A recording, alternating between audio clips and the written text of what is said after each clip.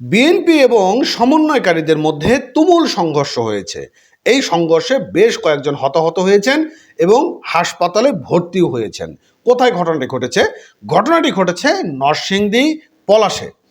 BNP এবং এই সমন্বয়কারীদের মধ্যে একটি তুমুল সংঘর্ষ হয়েছে এবং এই সংঘর্ষের মূল কারণ হচ্ছে, জানা গিয়েছে যে বিএনপির কিছু কর্মীরা তারা বিভিন্ন জায়গায় চাঁদাবাজি করছিল, আর এটি প্রতিরোধ করার জন্য বা এই বিষয়ে আন্দোলনে আবার কিছু সমন্বয়কারীরা মাঠে নেমেছিল। তখনই এই দুই গ্রুপের মধ্যে ব্যাপক পরিমাণ সংঘর্ষ হয়। চলুন আমরা এই ভিডিওটির বিস্তারিত জেনে আসি নাইম আলী ভাইয়ের ইউটিউব চ্যানেল থেকে। খুবই গুরুত্বপূর্ণ হতে যাচ্ছে ভিডিওটি। আর নতুন হলে চ্যানেলটি সাবস্ক্রাইব করবেন, পেজটি ফলো করবেন, আর লিংক ডিসক্রিপশন বক্স। অনেকেই মনে মনে এগুলো সহ্য করতে পারে, কিন্তু বিষয়টাকে মেনে নিতে হচ্ছে।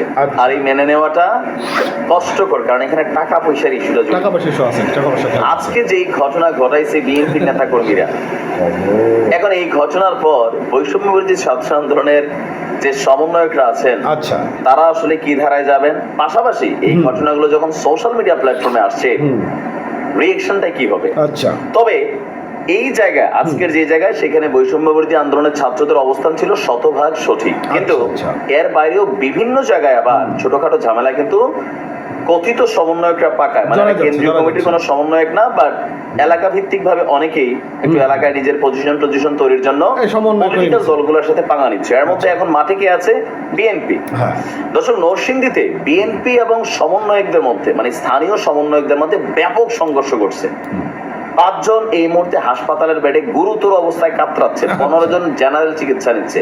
দুই পক্ষই বিএনপি নেতা কর্মীরাও এখানে মাইর খেয়েছে, সাধারণ ছাত্রছাত্রী বৈষম্য বিরোধী যারা সমন্বয়ক আছেন তারাও মাইর টের খেয়েছে। ঘটনা হচ্ছে নরসিংদীর পলাশে। আচ্ছা, হাটবাজার পরিচালনা নিয়ে আপনার আন্দোলনরত যে বৈষম্য বিরোধী ছাত্র আন্দোলনের শিক্ষার্থীরা আছে, তাদের সাথে বিএনপির নেতাকর্মীদের ব্যাপক সংঘর্ষ ঘটেছে।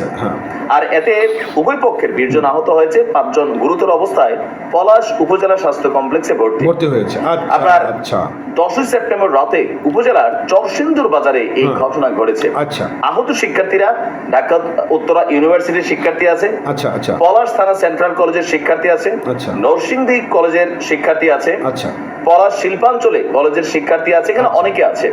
পুলিশ এবং এলাকাবাসীর বক্তব্য, গত কয়েকদিন ধরে স্থানীয় চরসিন্দুর বাজারে কলার এবং পশুর হাট পরিচালনা নিয়ে এখানে দ্বন্দ্বটা পাকাইছে। বিএনপি নেতা কর্মীরা চাচ্ছে বাজারটাকে কন্ট্রোল করতে, চান্দা বিভিন্ন জায়গায় নিচ্ছে। এটা প্র্যাকটিক্যাল অবস্থা। আওয়ামী লীগ নাই, বিএনপি নিচ্ছে, আবার বিএনপির দুই গ্রুপও মারামারি কইরা 15 জন 20 জন আহত আরেক জায়গায় এই অটো স্ট্যান্ড দখল নিয়া। কারণ ওই যে 5%, আমি বারবারই বলি যে যত কথাই বলেন, এই 5% কন্ট্রোল করতে হবে বিএনপি কে, তারেক জেরে শেষ করে ফেলতে চান একেবারে। আচ্ছা, ঘটনা শোনেন।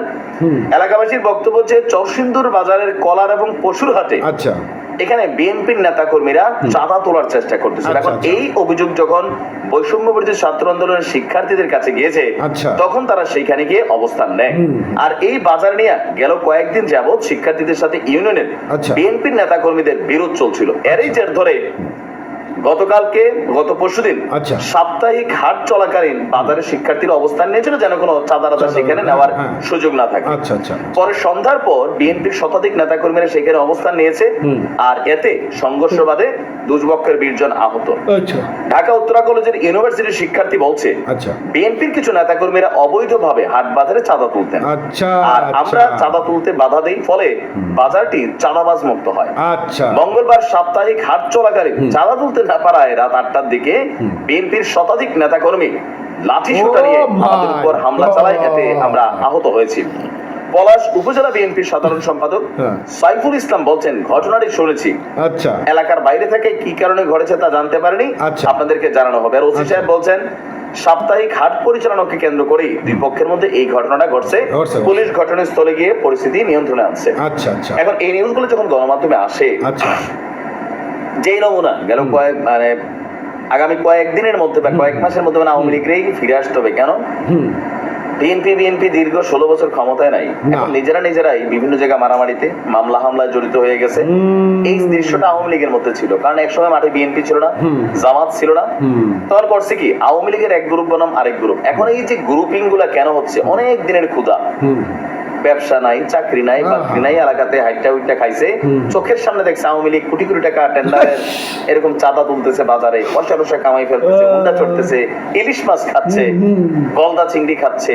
এখন ইটস টাইম, ইলিশ মাছের সিজন ভালো, ভারত ইলিশ রপ্তানি বন্ধ, কিছু খাইতে হবে। এই যে খাওয়া খাওয়ির খেলা যতক্ষণ বন্ধ না হবে ততক্ষণ আসলে এই ঝামেলাগুলো পাকাবে। এখন এটা নিয়ে বৈষম্য বিরোধী ছাত্র আন্দোলন কি নির্দেশনা দেয় সেটা হচ্ছে বড় কথা। তবে বিএনপির 5% কর্মী, সবসময় বলি টোকাই টাইপের আছে, আওয়ামী লীগও ছিল, এরা দল নষ্ট করে। আর এরা প্রত্যেকে স্থানীয়, দেখবেন ভালো ভালো এক এক নেতা হাজি টাজি, এদের আশেপাশে দিয়ে লুটেরাটা থাকে। এলাকার ভদ্র বিএনপির কিছু বলতে পারে না, আর বলা উচিত। ভালো থাকে। তো বন্ধুরা, আজকের নিউজ থেকে আমরা যে জিনিসটি বুঝতে পারলাম সেটা হচ্ছে যে লঙ্কায় যে যায় সে কি হয়, রাবণ হয়ে যায়। বিষয়টা কিন্তু তাই। ক্ষমতায় আসার জন্য বিভিন্ন রকম পায়তারা, ক্ষমতা আসতে পারলে বাস। এখন এই যে বিএনপি ক্ষমতা আসতে পারেনি, তার আগেই যে খেলাগুলো তারা খেলতেছে ভাই, এতে তো বিএনপির জন্য সমস্যা। আগামী দিনে বিএনপি ক্ষমতায় আসা নিয়ে একটি বড় ধরনের সমস্যার সৃষ্টি হবে।